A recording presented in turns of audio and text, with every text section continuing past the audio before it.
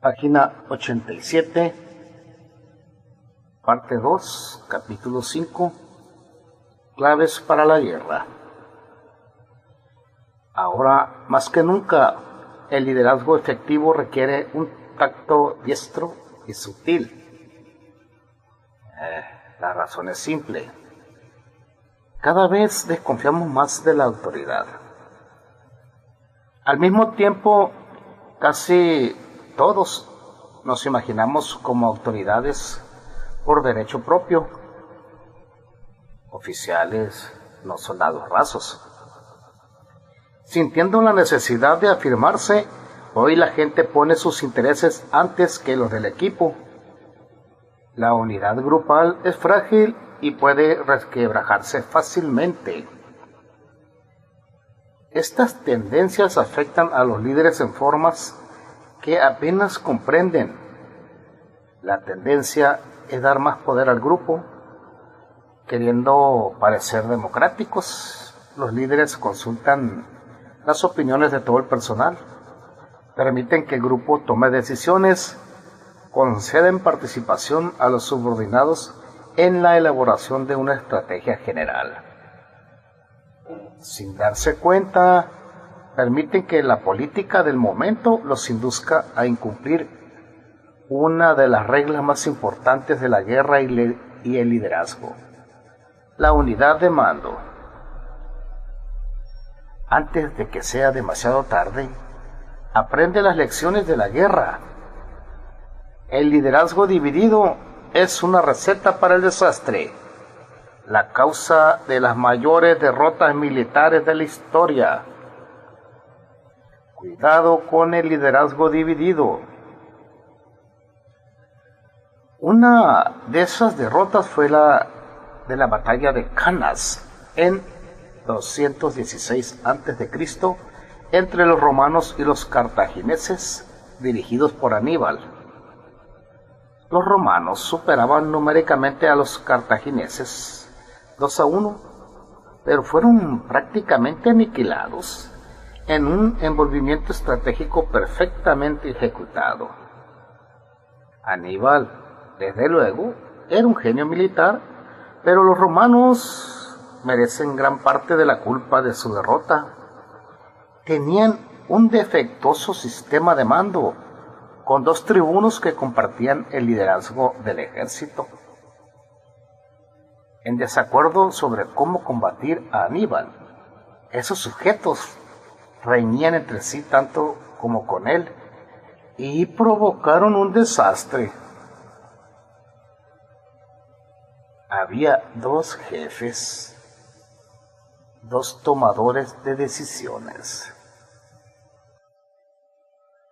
Casi 2000 años después, Federico el Grande, rey de Prusia y jefe de su ejército, derrotó y sobrevivió a las 5 grandes potencias alineadas contra él en la Guerra de los 7 Años, debido en parte a que tomaba decisiones mucho más rápido que los generales de la alianza, quienes tenían que consultarse entre sí para cada movimiento.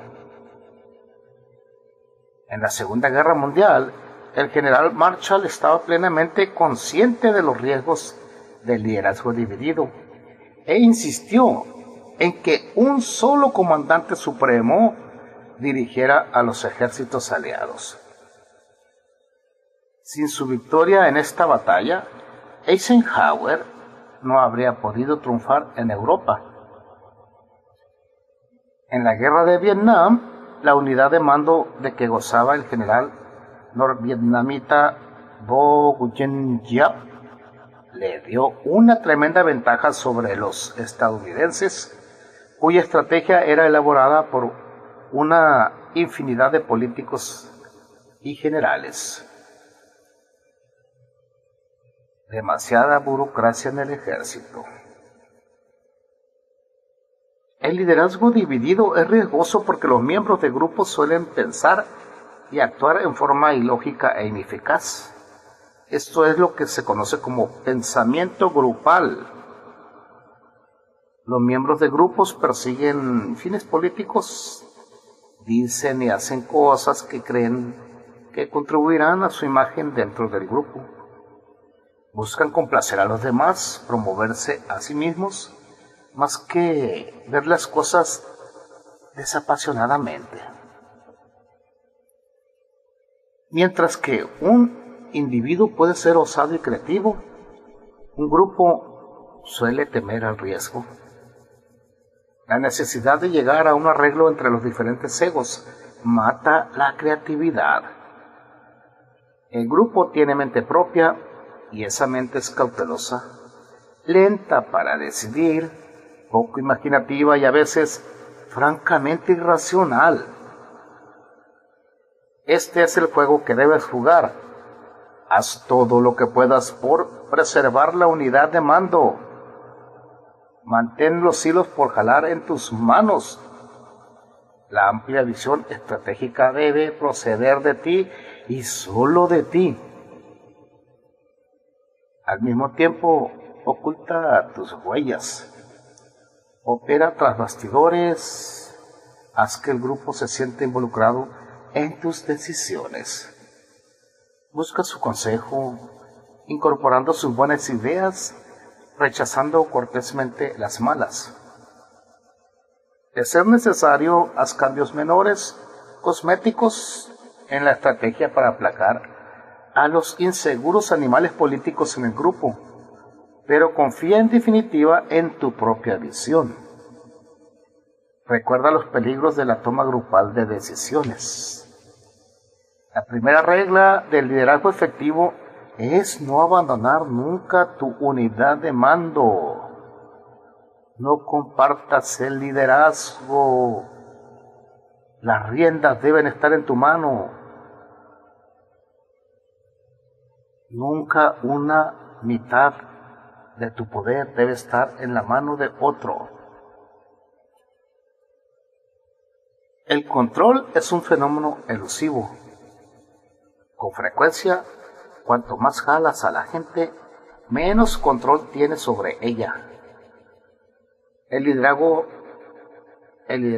es más que solo ladrar órdenes, implica sutileza. Al principio de su carrera, el gran director de cine Ingmar Bergman solía sentirse abrumado por la frustración. Tenía visiones de las películas que quería hacer, pero el trabajo de director era tan extenuante y tan grande la presión que violentaba a su elenco y a sus técnicos gritando órdenes y agrediéndolos por no darle lo que les pedía.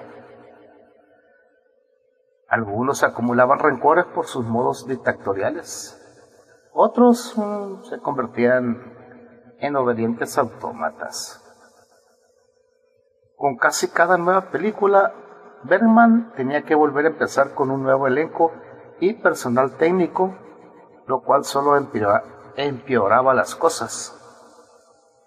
Pero finalmente armó un equipo con los mejores fotógrafos, editores, directores de arte y actores de Suecia, personas que compartían sus elevadas normas y en las que confiaba. Esto le permitió aflojar las riendas del mando con actores como Max von Sydow. Podía sugerir sencillamente que tenía en mente y observar al gran actor dar vida a sus ideas. Soltar las riendas podía ofrecerle entonces mayor control. Un paso crítico en la creación de una eficiente cadena de mando es reunir un equipo calificado que comparta tus metas y valores. Este equipo te dará muchas ventajas, personas entusiastas y motivadas que pueden pensar por sí mismas. Una imagen como delegador, como líder justo y democrático, y un ahorro de tu valiosa energía que puedes reorientar hacia el panorama general. Al crear ese equipo, debes buscar a personas que compensen tus deficiencias, que tengan las habilidades que a ti te faltan. En la Guerra Civil estadounidense, el presidente Abraham Lincoln tenía una estrategia para derrotar al sur, pero carecía de conocimientos militares y era desdeñado por sus generales. ¿Qué utilidad tenía una estrategia si no podía aplicarla? Pero pronto encontró a un socio en el general Ulysses S. Grant, quien compartía su confianza en la guerra ofensiva y no tenía un ego desmesurado. Una vez que Lincoln descubrió a Grant, lo retuvo, lo puso al mando y le permitió conducir la guerra como lo creyera conveniente.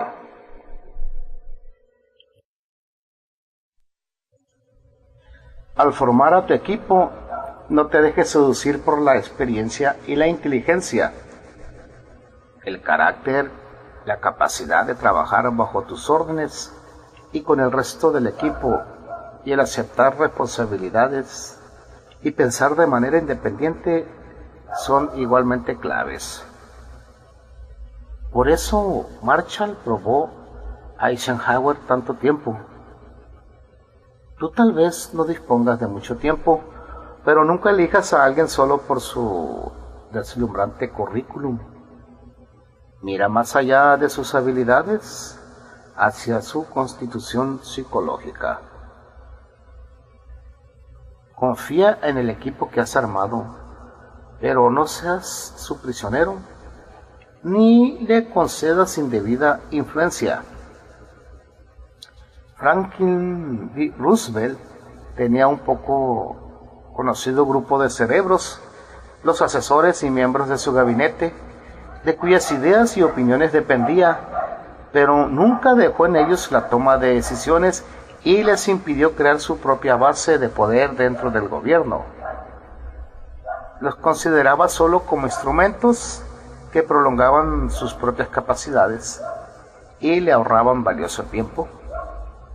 Comprendía la unidad de mando y nunca se sintió tentado a incumplirla. Él era el líder, él tenía las riendas en la mano. Una función clave de cualquier cadena de mando es proporcionar rápidamente información desde las trincheras para que puedas adaptarte velozmente a las circunstancias. Entre más corta y dinámica sea la cadena de mando, mejor será el flujo de la información. Aún así, la información suele diluirse al pasar por esa cadena. Reveladores detalles de gran importancia se estandarizan y desdibujan al ser filtrados por los canales formales. Integrantes de la cadena, asimismo, interpretarán la información por ti, filtrando lo que oirás. Para tener un conocimiento más directo de las cosas, ocasionalmente podría ser necesario que tú mismo visites el campo de batalla. Marshall se presentaba a veces de incógnito en una base militar para ver con sus propios ojos cómo se aplicaban sus reformas. También leía cartas de soldados. Pero en estos días de creciente complejidad, esto podría consumirte demasiado tiempo. Lo que necesitas es lo que el historiador militar Martin von Krebel llama un telescopio dirigido. Personas en varias partes de la cadena y en otros lados que te den información instantánea desde el campo de batalla. Estas personas, una red informal de amigos, aliados y espías, te permitirán eludir la lenta cadena. El maestro en este juego fue Napoleón, quien creó una suerte de brigada fantasma de jóvenes oficiales en todas las áreas del ejército, elegidos por su lealtad, energía e inteligencia. En cualquier momento enviaba a uno de ellos a un frente o guarnición distante e incluso a cuarteles enemigos, supuestamente como emisario diplomático, con instrucciones secretas de reunir el tipo de información que no podía obtener con suficiente rapidez por los canales normales. En general, es importante cultivar estos telescopios dirigidos y fijarlos en todos los sectores de un grupo. Te darán flexibilidad en la cadena, margen de maniobra en un medio habitualmente rígido. El mayor riesgo para tu cadena de mando procede de los animales políticos en el grupo. Personas como estas son inescapables. Brotan como maleza en cualquier organización. No solo ven por sí mismas, sino que además forman facciones para promover su agenda y fracturar la cohesión que has producido. Interpretando tus órdenes según sus propósitos, buscan vacíos en toda ambigüedad, crean invisibles roturas en la cadena. Mira, trata de evitarlas antes de que lleguen. Al contratar a tu equipo, analiza la historia de los candidatos. ¿Son muy inquietos? ¿Suelen moverse de un sitio a otro? Este es un signo del tipo de ambición que les impedirá encajar. Cuando la gente parezca compartir exactamente tus ideas, ten cuidado. Es probable que las reflejen para agradarte. La corte de la reina Isabel I de Inglaterra estaba llena de sujetos con intereses políticos. La solución de Isabel fue mantener en silencio sus opiniones sobre cualquier asunto. Nadie fuera de su círculo íntimo sabía cuál era su posición. Esto dificultaba a la gente copiarla, disfrazar sus intenciones tras una apariencia de perfecto acuerdo. La suya era una estrategia muy sabia. Otra solución es aislar a los topos políticos. Aislar a los topos políticos. No darles margen de maniobra dentro de la organización. Marshall lo logró infundiendo en el grupo su espíritu de eficiencia. Los quebrantadores de ese espíritu sobresalían y podían ser aislados rápidamente.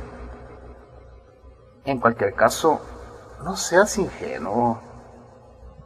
Ya, en serio, no seas ingenuo. Una vez que identifiques a los topos en tu grupo, actúa rápido para impedirles formar una base de poder con la cual destruir tu autoridad. Finalmente, presta atención a las órdenes mismas, tanto su forma como su sustancia. Las órdenes vagas son inservibles. Al pasar de una persona a otra, se les altera irremediablemente y tu personal terminará por verlas como símbolo de incertidumbre e indecisión.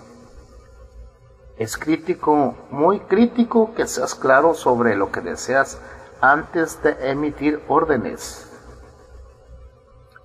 Por otra parte, si tus órdenes son demasiado específicas y restringidas, inducirán a la gente a comportarse como autómata y dejar de pensar por sí misma cuando habrá situaciones en las que deberá tomar decisiones.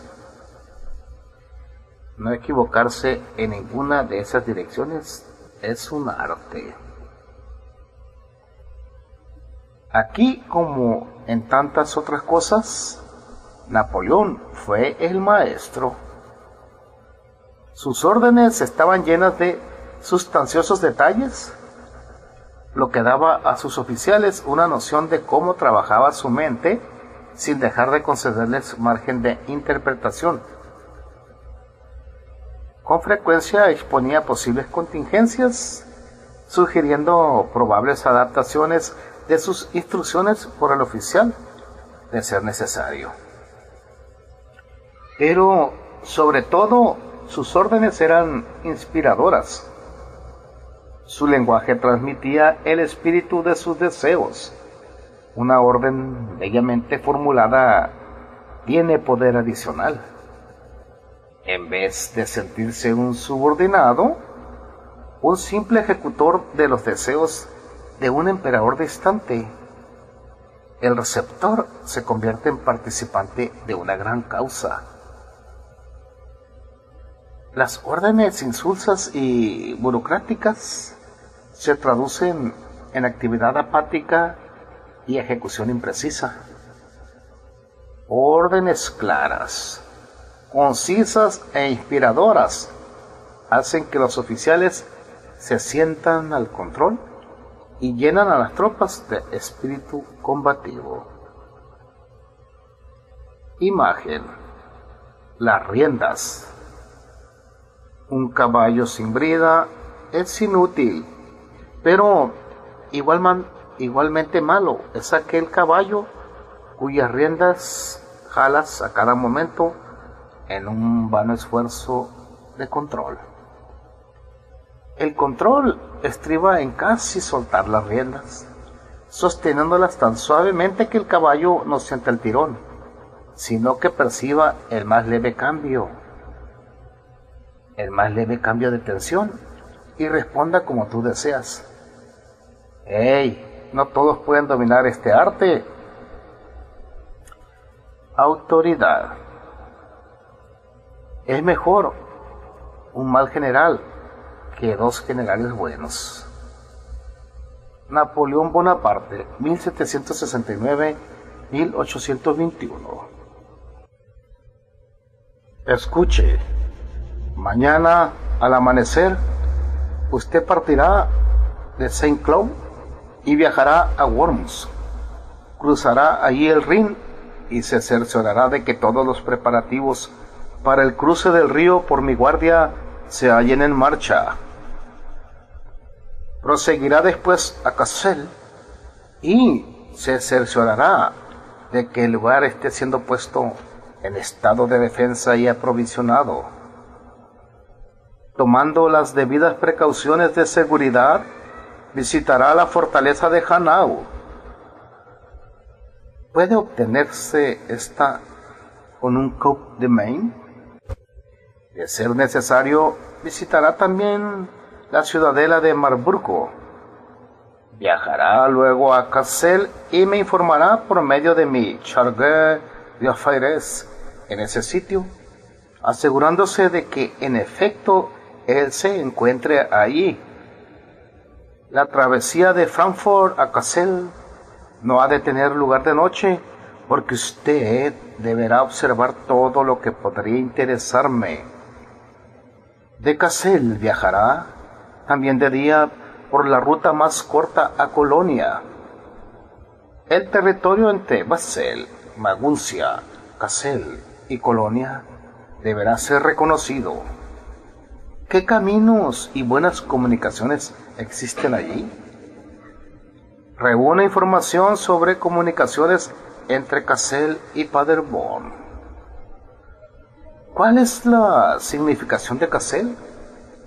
¿Está armado el sitio y es capaz de resistencia? Evalúe las fuerzas del príncipe elector respecto a su presente estado: artillería, milicia, fuertes. De Colonia viajará para encontrarme en Maguncia. Deberá mantenerse en la orilla indicada del Rin y presentar una breve apreciación de la región en torno a Düsseldorf, Basel y Cassel. Yo estaré en Maguncia el 29 para recibir su informe. Usted mismo puede ver qué importante para el inicio de la campaña y su progreso es que usted tenga bien impresa esa región en su memoria. Instrucciones escritas de Napoleón a un general de campo, citadas en Command in War. Martin van Creveld, 1985. Página 91.